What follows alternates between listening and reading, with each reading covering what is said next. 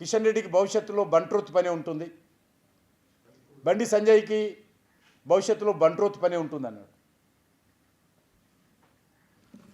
అసలు కాంగ్రెస్ పార్టీయే తెలుగు ప్రజలను బంట్రోతులుగా చూసింది గతంలో.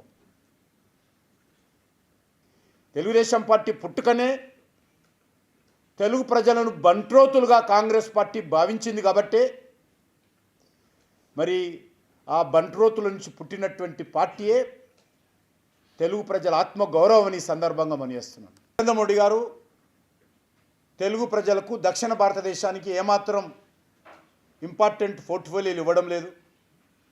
గత 12 సంవత్సరాలుగా దక్షిణ భారతం నుంచి ఇద్దరు ఉపరాష్ట్రపతులు,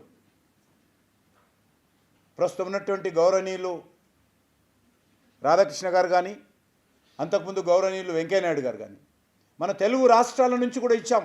ఆ విషయం కూడా ఆయన గుర్తుపెట్టుకుంటే మంచిది.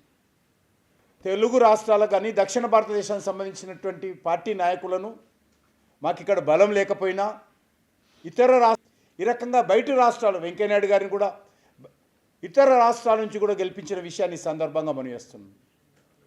ఈరోజు డాక్టర్ లక్ష్మణ్ గారు వలసపోయాడు, బండి సంజయ్ కూడా వలసపోవాల్సిన పరిస్థితి వస్తుందంటారు. మరి మీరు రాహుల్ గాంధీ ఎక్కడొచ్చాడని అడుగుతా ఉన్నాను. ఎందుకు యూపీ వదిలిపెట్టి రాహుల్ గాంధీ కేరళకు వచ్చాడు? ఇప్పుడు మీ ప్రియాంక గాంధీ ఎందుకు కేరళ వచ్చింది? గతంలో ఇందిరాగాంధీ గారు ఎందుకు మెదక్ నుంచి వచ్చారు? వలసలని కాదు, ఇదంతా ఒక దేశము.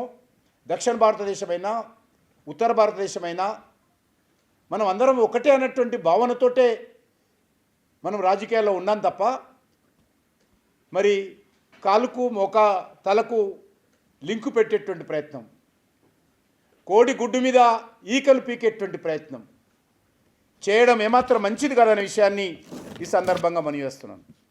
ఈరోజు కాంగ్రెస్ పార్టీలో అతి మేధావి ఎవరంటే ఈరోజు మరి మొదటి మేధావి రాహుల్ గాంధీ అయితే రెండో మేధావి రేవంత్ రెడ్డి అయ్యాడు.